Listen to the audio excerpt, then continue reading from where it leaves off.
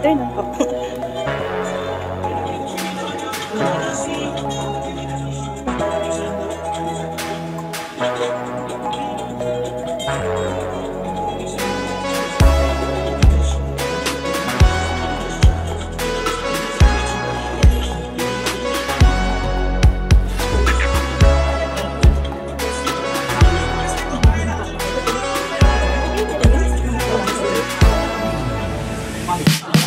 So it's the same, but it's one version of our local style. So ito, sinasyabi mo kailangan.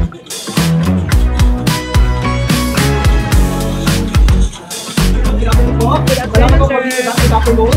Ayan, so thank you so much for being with us. I know everyone is here. But we really appreciate you joining us this afternoon. So for those who just like also already able to see some freshly thrown fruit recipes from WOM. So those are chocolate chocolates, and those in round packages are what they call coconut cookies. So if, in the Philippines we call it bukayo. So yan po yung local version nila ng bukayo natin dito sa Philippines. And anytime during the program, Visitors Bureau, we're actually from the Guam government. So we are not an operator, we are not a wholesaler, we are from the Guam government. So we are the equivalent of the Department of Tourism here in the Philippines. So we are from Enderal Colleges, specifically from Enderal Marketing. So we are assigned by the Guam Visitors Bureau. I think it goes there.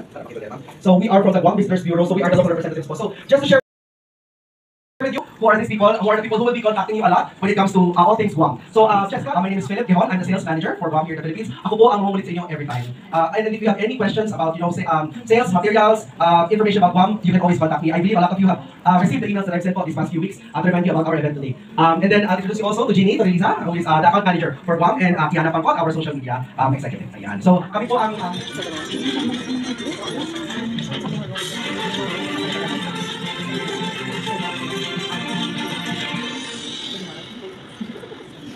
So come visit Guam with me. Ayan, so Guam with me po, it's a playful and inviting phrase to invite that moment. Yan, to want to stay in a place na gusto nila magluto sa sarili nila, you can have that option of booking an Airbnb for them or Airbnb. And for longer stay clients, we have also service apartments po na available in the island.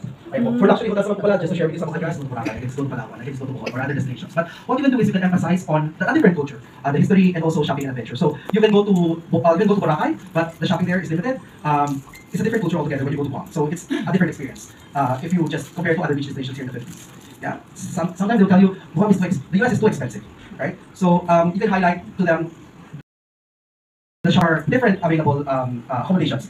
If you stay at hotels, of course it will be expensive. But if you compare Guam versus going to the mainland, it's very much cheaper. So another avenue that you can use is that some clients, some travel agencies, they use Guam as a stepping stone. So instead of going directly to the mainland, they will tell their clients, go to Guam first. And while we're distributing, as you serve na rin po ang ating afternoon snacks, so please enjoy.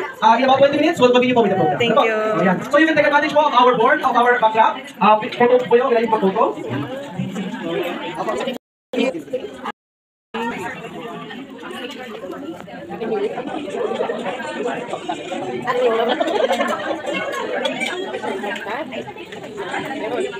Like what we have mentioned po, the certificates Thank you, ma'am. Thank you. For the digital badge, you can put it on your emails para po sa iyong mga offices. Ayan po.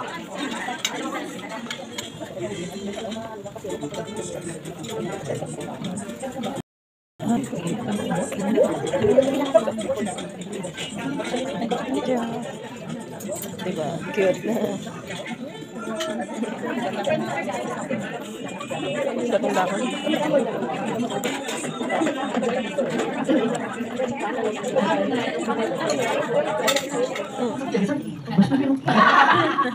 Yan. So, if you brought along your bag, I brought along the big bag. Kaya hindi siya magsasalita ngayon. Ako lang daw the hidden gem in Guam. As again, already been divulged by Sir sa presentation niya. So, everybody, these are dito, nakuha ng Guam. Sa walang visa, tama? And that is Guam. Gimarasa. And of course, so we are your flag carrier. We are, you should be my visa ko na, sir. We are also the full service network airline, as well as the first commercial airline in Asia that holds 2 liters. And because of that, we have been expanding our domestic networks and international. Wow! Wow! Congratulations, ma'am!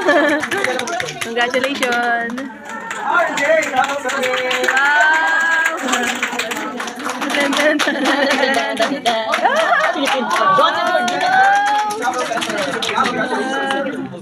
Johnson Journeys Travel Center.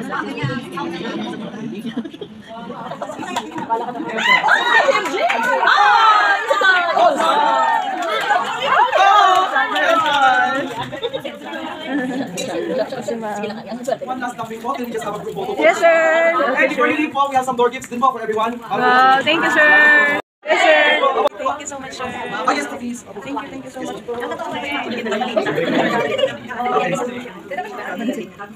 Okay, here we are. Bye, everybody. Thank you. May mag-picture, ma'am. Okay. Ay, ba't ba dito?